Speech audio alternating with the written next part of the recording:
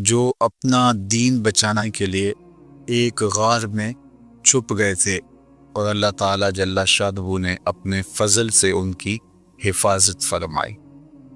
دقیانوس کے زمانے میں ایک مقتل تیار کیا گیا، اور افسوس شہر کے اندر جو لوگ بتوں کی پرستش نہیں کرتے تھے ان کو اس مقتل میں لے جا کر کے قتل کر دیا جاتا۔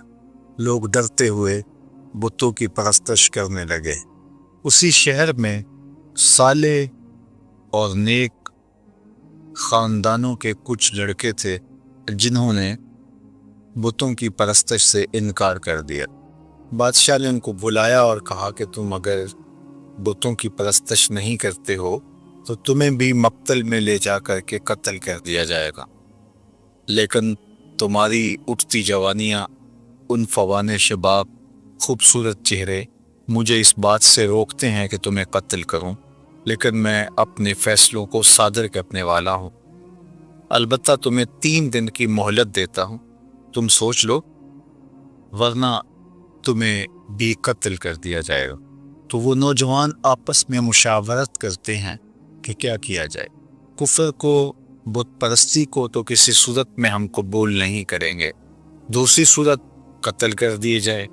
راستہ یہ نکالا کہ شہر چھوڑ دیں اور کسی غار میں جا کے پناہ لے لیں۔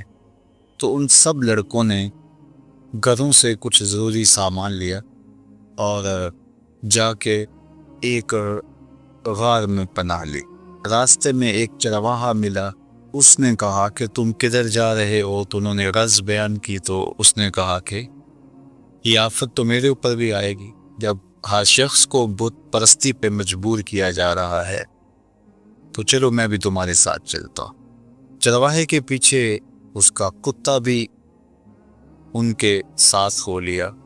انہوں نے اس کتے کو ہٹانا چاہا، ظاہر ہے کتا ہے تو جب وہ اپنے ہم جنس کو دیکھتا ہے تو شور و غل کرتا ہے، تو یہ پکڑے جائیں گے۔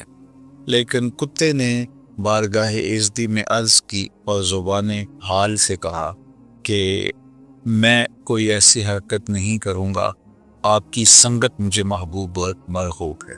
تو ان کا کتا بھی ساتھ ہو لیا۔ تو اللہ تعالیٰ جل شانہ نے سورہ کہف کا نام اس غار سے رکھا۔ کہف عربی میں غار کو ہی کہتے ہیں، اور یہ غار کہاں ہے؟ رقیم وادی میں ہے۔ یہ رقیم وادی کہاں ہے اس کے بارے میں علماء کا اختلاف ہے۔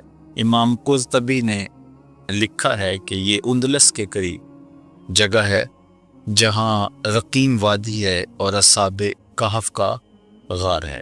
اصحاب کہف کے غار کے حوالے سے ایک زیارت گاہ ترکی میں بھی موجود ہے جہاں لوگ جاتے ہیں، اور ان لوگوں کا خیال ہے کہ اصحاب کہف کی غار یہ ہے۔ مختلف لوگوں نے مختلف چیزیں لکھی ہیں۔ بہرحال کہف غار کو کہا جاتا ہے، اور رقیم اس وادی کا نام ہے یا اس بستی کا نام ہے جس بستی میں یہ غار تھی۔ تو اللہ تعالیٰ جل شانہ نے قرآن مجید کے اندر ارشاد فرمایا، ام حسبت ان اصحاب الکہف والرقیم کانوا من آیاتنا عجبا، تمہیں معلوم ہے کہ پہاڑ کی کھو اور جنگل کے کنارے والے ہماری ایک عجیب نشانی تھے۔ اب بادشاہ نے جب سختی کی کہ لوگوں کو بت پرستی پہ آنا پڑے گا، تو اپنا دھرم بچانے کے لیے، اپنا دین بچانے کے لیے، اپنا ایمان بچانے کے لیے یہ چند نوجوان تھے جنہوں نے فیصلہ کیا کہ شہر چھوڑ دیں گے اور اپنا دین بھی بچائیں گے اور اپنی جان بھی بچائیں گے۔ شہر نہیں چھوڑتے تو یا دین جائے گا یا جان جائے۔ اگر بادشاہ کی مان لیتے ہیں تو دین سے ہاتھ دھونے پڑیں گے، اگر نہیں مانتے تو جان سے ہاتھ دھونے پڑیں گے۔ تو تیسرا راستہ یہ نکالا کہ دین بھی بچ جائے اور جان بھی بچ جائے۔ تو یہ اس غار میں پہنچے، ظاہر ہے منزل ان کی آگے تھی، تو ابھی یہ شام کو بھاگے تو رات، 1 رات 2 رات وہاں قیام کرتے اور پھر آگے کہیں نکل جاتے۔ لیکن وہیں جب پہنچے تو ان کے اوپر نیند کا غلبہ آ گیا اور یہ اس غار میں سو گئے۔ جو ان کے ساتھ کتا چلا تھا وہ بھی غار کے دھانے پر بیٹھا تو کتا بھی آغوش نیند میں چلا گیا اور یہ سوئے رہے حتیٰ کہ 309 سال تک یہ نیند میں رہے۔ یا 3 صدیاں بیت گئی اور یہ نیند کی حالت میں رہے، اور اللہ جل شانہ نے ان اپنے پاک باز بندوں کے لیے اہتمام یہ کیا کہ ان کو بھوک اور پیاس بھی نہ لگ۔ انسان کو جتنی مرضی گہری نیند آئی ہو، جب بھوک لگتی ہے، جب پیاس کی شدت ہوتی ہے تو پھر انسان جاگ پڑتا ہے۔ تو یہ الوہی اہتمام تھا کہ اللہ جل شانہ نے ان کو بھوک اور پیاس بھی نہ لگنے دی کہ یہ جاگ پڑ۔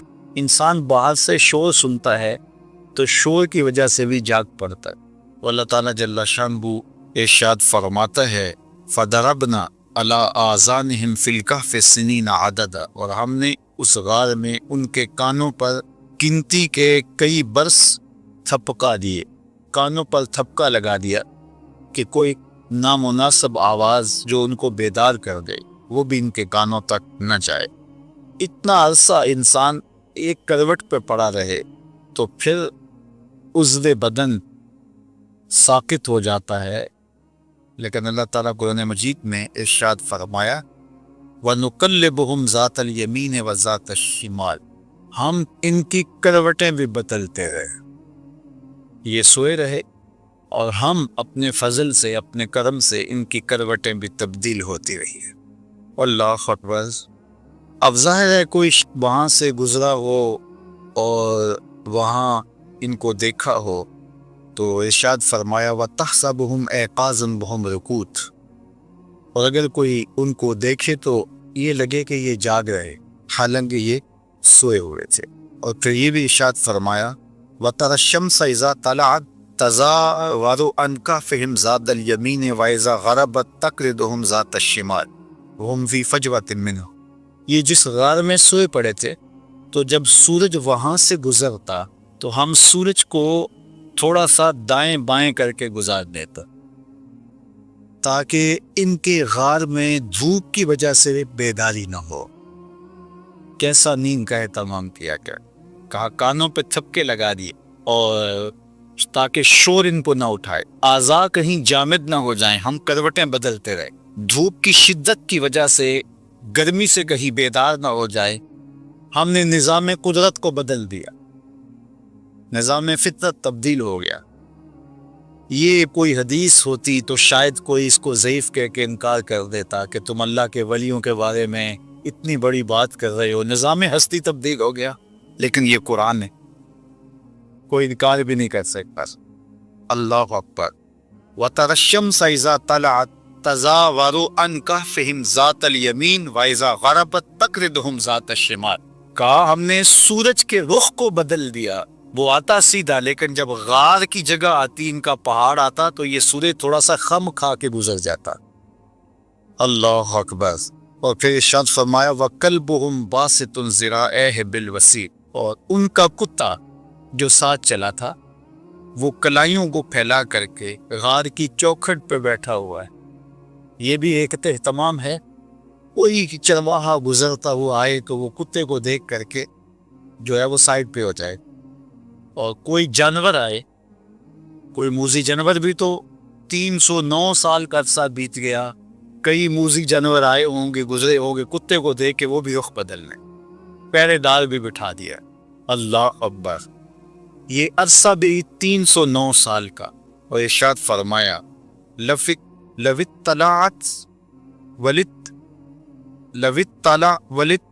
اطَّلَعْتَ عَلَيْهِمْ لَوَلَّيْتَ مِنْهُمْ فِرَارًا وَلَمُلِئْتَ مِنْهُمْ رُعْبًا، اگر تو انہیں جھانک کر دیکھے تو ان سے پیٹ پھیر کر بھاگے، ان کی ہیبت تیرے سینے میں بھر جائے۔ ہم نے وہاں ایک خوف بھی رکھ دیا کہ کوئی اندر جھانک کر دیکھنے کی ہمت بھی نہ کر سکے۔ اللہ کے ولی سو رہے ہیں، قدرت نے الوہی اہتمام کر رکھے، سورج بھی رخ بدل کے گزر جاتا ہے، کتا غار کے دھانے پہ بیٹھا ہے، کوئی اندر آنے کی ہمت نہیں کر پاتا، ان کے کانوں پر ہم نے جو ہے وہ تھپکے لگا دیے، کوئی آواز بھی ان تک نہیں پہنچتی۔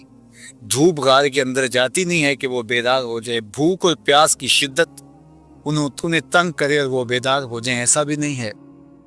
اور وہاں ایک رعب رکھ دیا، ایک خوفناک منظر تھا وہاں کہ کوئی وہاں جاتا تو خوف سے آگے نہ جاتا، ایک رعب دل میں پیدا ہوتا تو وہ بھاگ جاتا۔ اور وہ کتنا عرصہ سوئے رہے وہاں؟ 309 سال۔ اللہ اکبر، 309 سال وہ۔ اچھا، یہ ابھی آ کے سوئے ہی تھے، کچھ ایسا کے بعد افسوس کا بادشاہ دقیانوس مر گیا اور اس کی جگہ اس کا نیا جانشین آیا، وہ مرا، پھر دوسرا جانشین آیا، اس کا انتقال ہوا، پھر تیسرا، چوتھا، پانچواں، حتیٰ کہ وہ سارا نظام بدل گیا اور بیدروس کا زمانہ آ گیا۔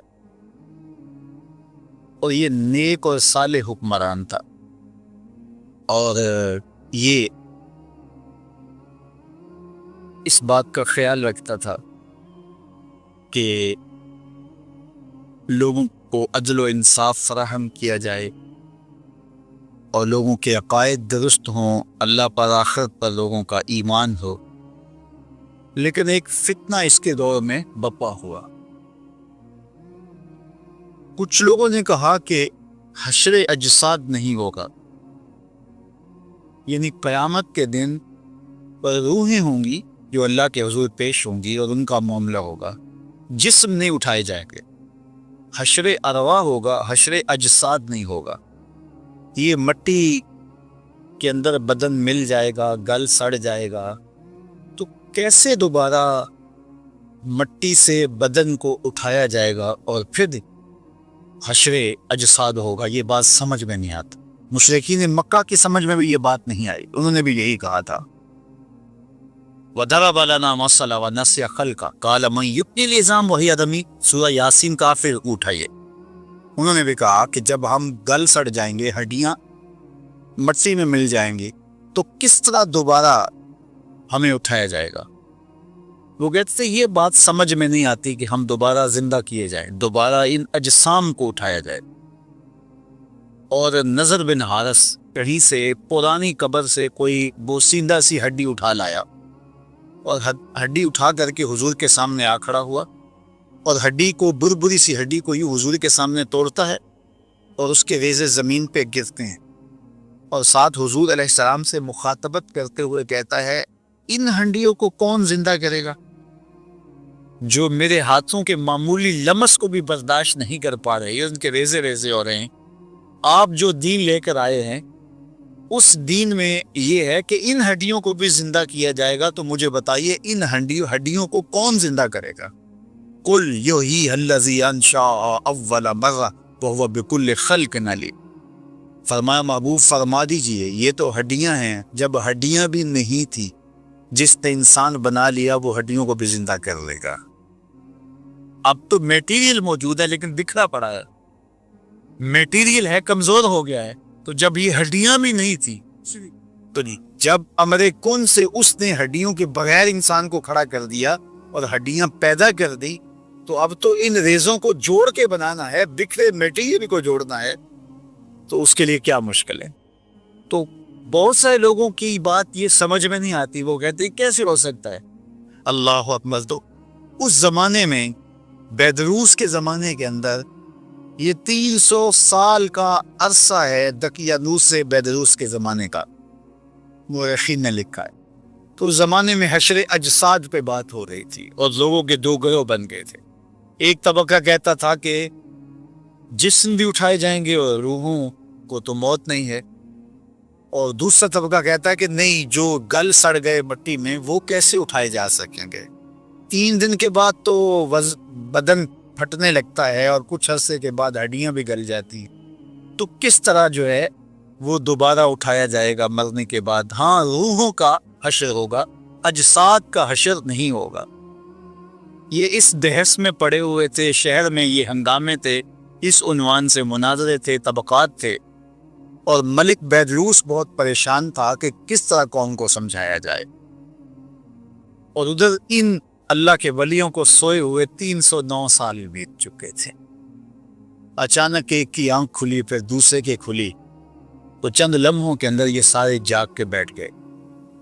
اب بیٹھے ہی تھے کہ بھوک کی شدت محسوس ہوئی، اور جب شدت محسوس ہوئی تو کہا کہ جاؤ کوئی شخص چھپ چھپ کے جائے اور جا کے ہمارے لیے کھانا لے آئے، اور دیکھے کہ کسی کو پتہ نہ چلے۔ پہلے تو پریشان ہوئے کہ ہم کتنی دیر سوئے ہیں، بعض نے کہا دن کا کچھ حصہ سوئے ہیں، رات کو آئے تھے اور اب چاشت کا وقت ہے تو بس ہم کافی دیر سے سوئے ہوئے۔ بعض نے کہا نہیں، ہم شاید پرسوں سے سوئے ہوئے ہیں۔ جب دیکھا تو ناخن بڑے ہوئے تھے تو بال بھی بڑے ہوئے تھے، تو کہا ہمارا معاملہ کو عجیب ہی لگتا ہے، ہمارے بدن پہ اتنی تھکن بھی نہیں ہے کہ ہم مدتوں سوئے ہوں، اور پھر کیسے ہو سکتا ہے کہ ہم اتنی دیر سوئے رہے ہوں، اور جو ہے وہ کیسے ممکن ہے؟ تو پھر کہنے لگے خیر ہمارا معاملہ کچھ عجیب سا ہی ہے۔ اور انہوں نے پہلے تو بحث کی، قالوا لبسنا یوما او بعد یوم، پھر کہا قالوا ربکم عالم بما لبستم، اکا اللہ خوب جانتا ہے ہم کتنی دیر سوئے، چھوڑو اس بحث کو، بھوک کی بڑی شدت ہے تو کوئی جائے اور جا کے شہر سے چھپ چھپ کے چلا جائے اور کھانا لے آئے۔ تو ان میں سب سے سینئر اور بڑا جو شخص تھا تو اس کا نام حضرات مفسرین نے یملیخہ لکھا ہے، تو اس کو انہوں نے جو ہے وہ سونے کے سکے دیے اور کہا جاؤ تم جا کے شہر سے کوئی کھانا لے آؤ۔ یہ جب شہر کی جانب بڑھا تو شہر کا دروازہ، عمارات ساری بدلی بدلی دکھائی دی۔ ابھی کل ہی تو نکلے تھے اور ماجرا کچھ اور تھا، آج عمارتیں کچھ اور ہیں۔ آج سے 50-60 سال پہلے کوئی شخص یہاں راہ والی روڈ سے اتر کر کے یہاں کینٹ کے اندر کسی پرانی بستی میں آیا ہو، اور 60 سال 70 سال کے بعد اگر وہ دوبارہ وہاں سے اترے اور یہ عمارتیں، یہ عالی نصب سڑکیں، یہ لشکار عمارتی مارکیٹیں، یہ جگہ جگہ باغات، پھوٹتے فوارے، وہ کہے گا یہ میں کدھر آ گیا ہوں؟ میں 80 سال قبل آیا تھا، یہاں تو یہ بستی ہوتی تھی، یہاں قبرستان ہوتا تھا، یہاں پیپل کا درخت ہوتا تھا، یہاں برگد کا سایہ دار گنا شجر ہوتا تھا، یہاں کنواں چلتا تھا، یہاں کھیت تھے، یہ کیا منظر ہے؟ تو اب اس بات کو تو 300 سال گزر گئے تھے۔ تو حضرت یملیخہ جب داخل ہوئے شہر میں تو شہر کا نقشہ ہی بدلا ہوا ہے، لیکن جب لوگوں کو دیکھا تو شکلیں وہی تھی، ملتی جلتی۔ خیر ایک عجیب حیرت ہے، ایک نانبائی کی دکان پہ گئے اور اس سے کھانا طلب کیا، انہوں نے کھانا دیا، تو انہوں نے جب اس کو سکے دیے تو وہ حیرت زدہ ہو گیا کہ، اور غور سے دیکھا، کہا یہ تو دقیانوس کے زمانے کے سکے ہیں۔ اس کو لگا کہ اس کو کوئی پرانا خزینہ ملا ہے، پرانا کوئی خزانہ ملا ہے، اور انہوں نے کہا کہ یہ تو دقیانوس کے زمانے کے، تو اس نے کہا کہ یہ دقیانوس کا زمانہ نہیں ہے۔